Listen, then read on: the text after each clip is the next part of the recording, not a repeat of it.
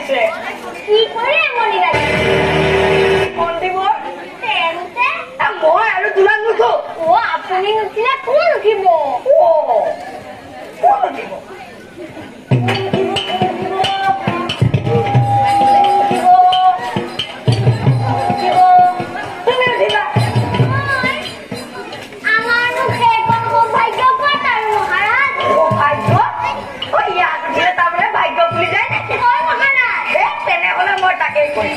আজি মই তোমাৰ ভাগ্য ফুলাই ফুলা ফুলা ফুলা ফুলা উঠা উঠা উঠা উঠা ফুলা ফুলা ফুলা ফুলা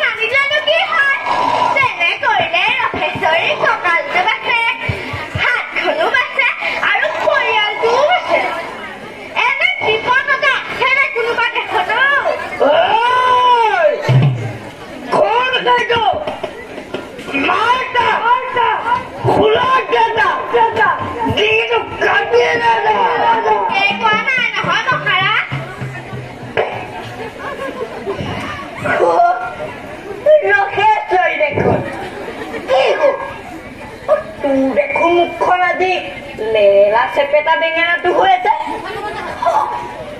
বিচনি মাৰি কষ্ট পাইছ কব না নাই পোৱা মহাৰাজ কিয় কষ্ট পা মহাৰাজক পিঠিবলৈ পোৱাটো যে কি স্বৰ্গত ৰচনে বাৰু তেনেকুৱা আই ৰখেশ্বৰী ক মহাৰাজ তইনো তেল মাৰি মাৰি কথা কোৱা নাইতো নাই মহাৰাজ তেনে কথা কিয় কয়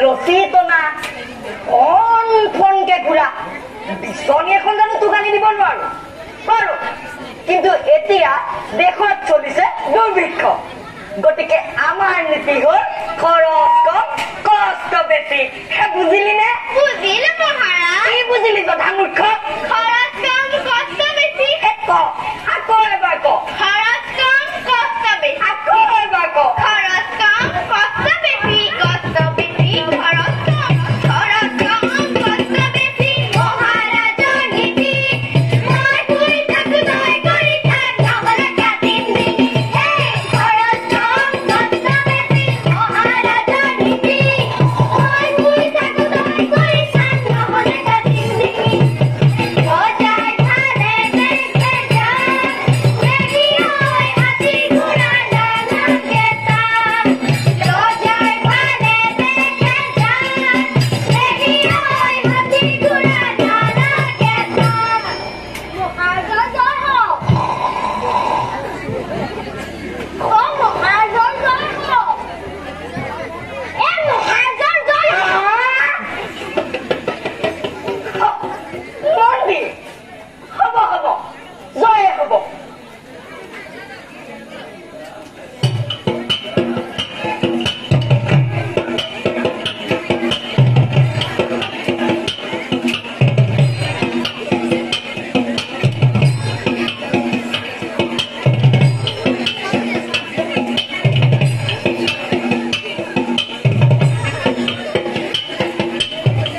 কিন্তু মন্দিৰ মোৰ ৰাজসভাৰ মানুহবোৰ কলাব সেইবোৰ টোপনি সুযোগ লৈ পলাই যোৱা নাইতো নাই মহাৰাজ পলাব কিয় দেশৰ ৰজা শুইছে যেতিয়া সকলোৱে ভাবিলে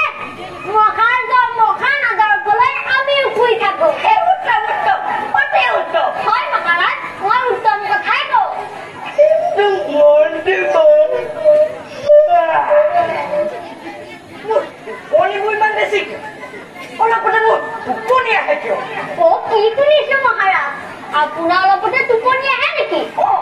আৰে তোতে ৰ তোতে তোতে তোতে বহু তোতে তোতে উঠতে শ্যামাই মহাৰাজ এতিয়া আহে মই নিশ্চিন্ত হলো। কি কলা মন্ত্ৰী তুমি নিশ্চিন্ত হলা কেনেকৈ? মই মৰিছো আপুনি টোপনিটো চিন্তা তুমি কৈছা তুমি নিশ্চিন্ত? নাই মহাৰাজ কথাটা তেনেকৈ নল'ব। তেনেহলে কেনেকৈ ল'ম বুজাই কোৱাচোন। আপোনাৰ সোনকালে অলপতে য'তে ত'তে এই টোপনি অহাৰ কাৰণখন এই আপোনাৰ স্বাস্থ্য ভাল। এই স্বাস্থ্য ভাল নহ'লে জানো টোপনি আহে মহাৰাজ?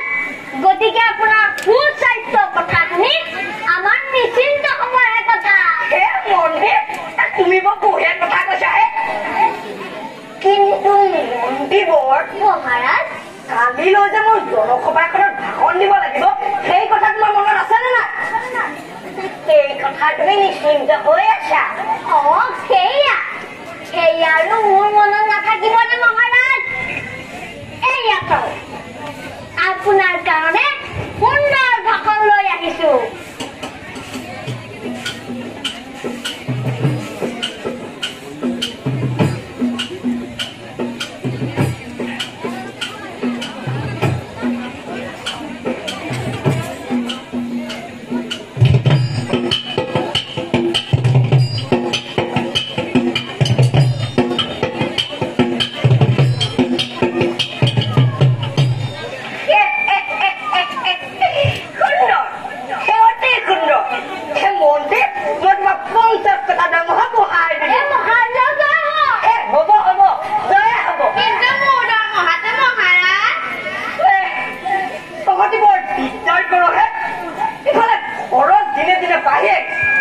ঠিক আছে তোক টকা বহাই দিলো যা। কি হল বলা হেকৈ কলি যে ঐ জধা মূৰ্খ ইমান চিঞৰিছ কিয়? লাগি নহয় লেঠাটো আকৌনো কি লেঠা লাগে মন্ত্ৰীবৰ? মহাৰাজ মই পাহৰিয়ে গৈছিলো আমাৰ ৰাজ্যলৈ এজন বিখ্যাত চিত্ৰকৰ আহিছে। পিছে সেই চিত্ৰকৰজনক কিহকে আঁকিবলৈ পোৱা যায় তাৰে ছবি হুবহু আঁকি দিব পাৰে। পিছে মই এতিয়া কি কৰিব লাগে? মই এতিয়া নাচিব লাগে নেকি? মানে মহাৰাজ মই ভাবিছিলো আমাৰ মহাৰাজে এখন ছবি অঁকাই থওক। মহাৰাজৰ ইমান এটা সুন্দৰ ৰূপ আছে তেতিয়া ছবিখনো বৰ সুন্দৰ হ'ব। মন্ত্ৰী মই জানো দেখিবলৈ সুন্দৰ? কিয় নহ'ব মহাৰাজ? এই সাত হাতৰো ক'ব আমাৰ মহাৰাজ সুন্দৰ। কিন্তু মোৰ নাকত থকা মোৰ অকমান ডাঙৰ দিনটো মই দেখোন বৰ বেয়া দেখো। সেইটো কিন্তু চিত্ৰকৰক আঁকিবলৈ ক'ব নোৱাৰিব দেই। কিয় নিদিম মহাৰাজ?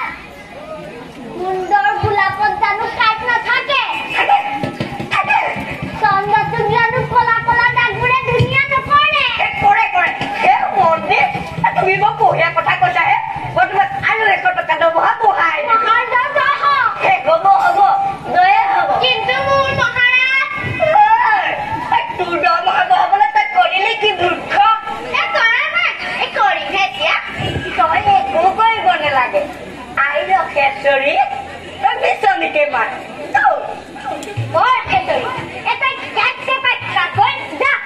বাহিৰৰ চিত্ৰকৰক মাতি আনো। হ'ব বাৰু।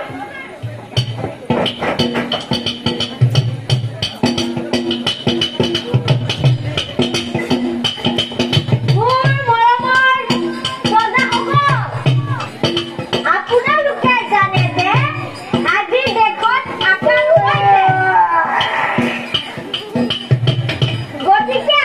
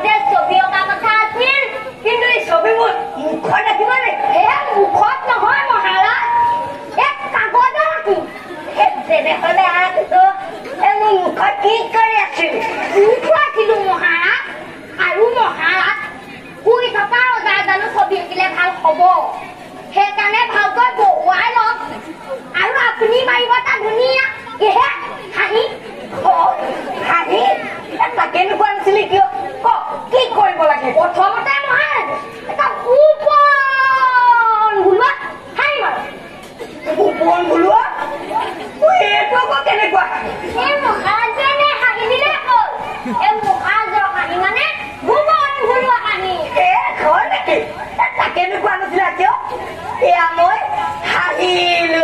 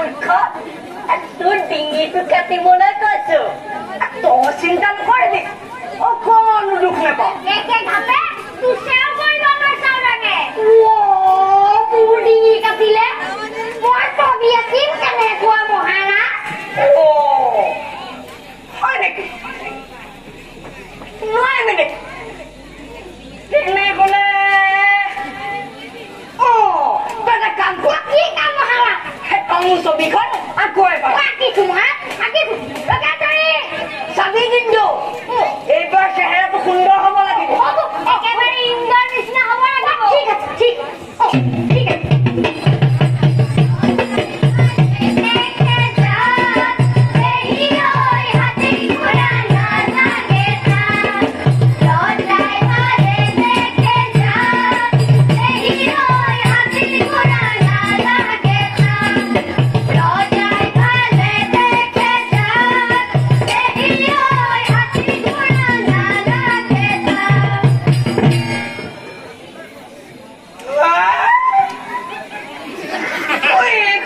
ছবিতে লৈছে সেই মন্দিৰ হৈছে নে মোৰ নিচিনা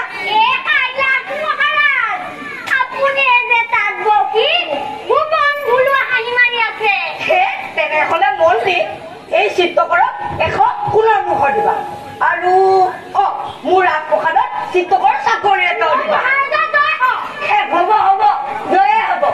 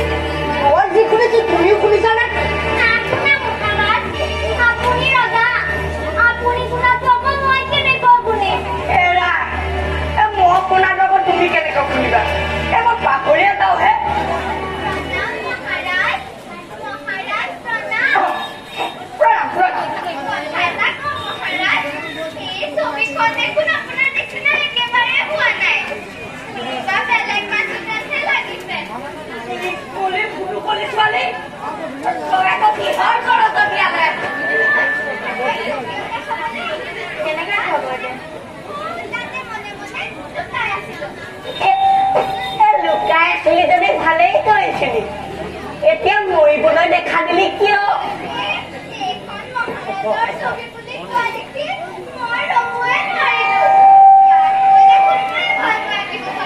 মন্দিৰ শুনিলানে তাইৰ কথা তুমিনো আকৌ কেনেকৈ শুনিবা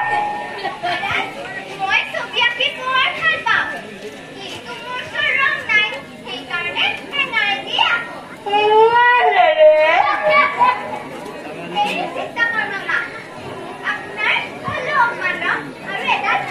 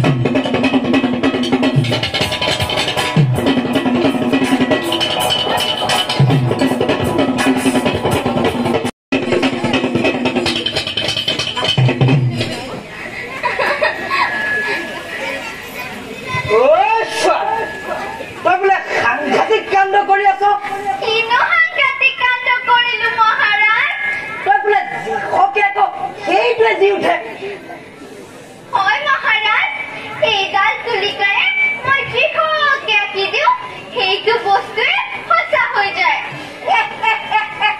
সুন্দৰ অতি সুন্দৰ তেতিয়াহ'লে মই যি আঁকিবলৈ কওঁ তাকে আঁকি যাবি কওক মহাৰাজ মই চেষ্টা কৰিম তই এতিয়া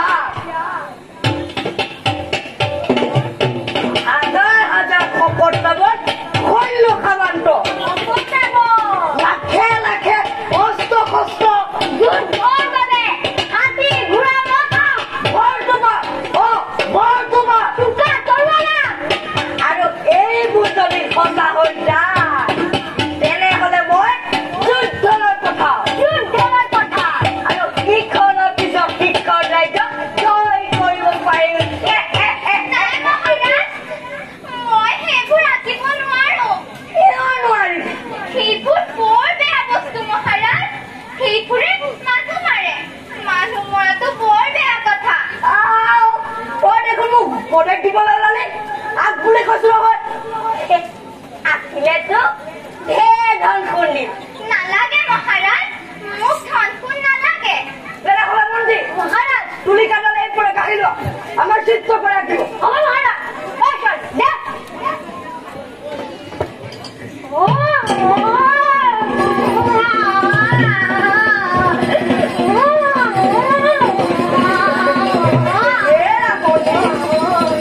তুমি এটা ছাগলী লৈ বেমাইছা কিয় এই তুলিকাডালত কিবা এটা আছে মহাৰাজ সেইডাল চুলে চেম বনাইলে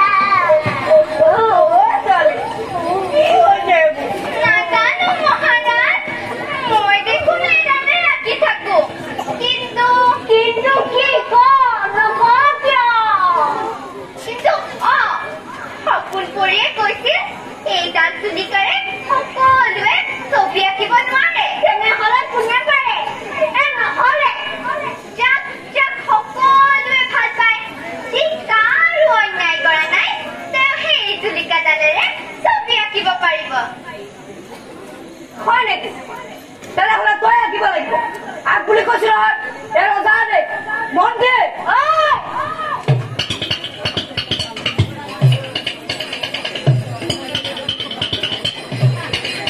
আঁকিছো মহাৰাজ আঁকিছো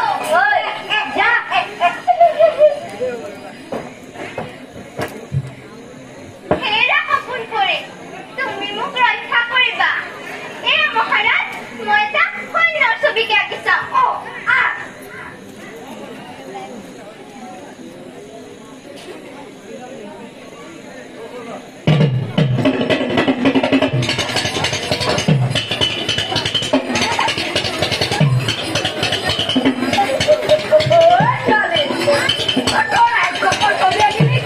মহাৰাজ আইতাই কৈছিল যিবোৰ মানুহে মানুহ হত্যা কৰে সেইবোৰ হেনো ৰাক্ষসৰ নিচিনা কি কৰিবা এতিয়া কবাকৰবোৰ কেনেই গ'ল শুইছে মহাৰাজ শৈলবোৰ কেনেই গ'ল শুইছে মহাৰাজ শুইছে কিয় কৈছে কিয় আপোনাৰ আদৰ্শ লাগিছে ৰ'ব মহাৰাজ ভয় নকৰিব মই কৈ দিছো তাক হেৰা সৈন্য এইফালে আহাচোন তুমি যোৱা গৈ যোৱা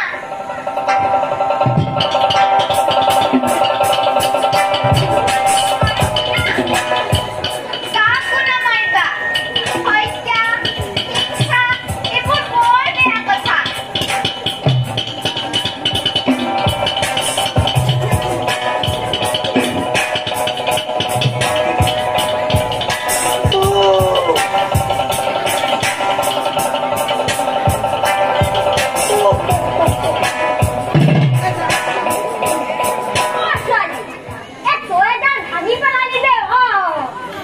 মহাৰাজ এইডাললৈ মোৰ বৰ ভয় লাগে এইডালে বৰ বিপদ কৰিব কিন্তু মহাৰাজে তোক এতিয়া কি কৰিব গম পাইছনে এৰা হে মন্ত্ৰী মহাশয় তুমি তাইৰ ওপৰত বীৰত্ব দেখুৱাব নালাগে তাই ভাল কামেই কৰিলে তুমি তাইক বহুত ৰং দিবা আৰু তুলিকাও দিবা তাই ধুনীয়া ধুনীয়া ছবি আঁকি মোৰ ৰাজপ্ৰসাদখন সুন্দৰকৈ সজাই তুলিব সঁচাই দিব মই গোটেই দেশখন গোটেই পৃথিৱীখন ৰঙেৰে ভৰাই দিম গোটেইখন ৰঙেৰে ভৰি পৰিব গোটেইখন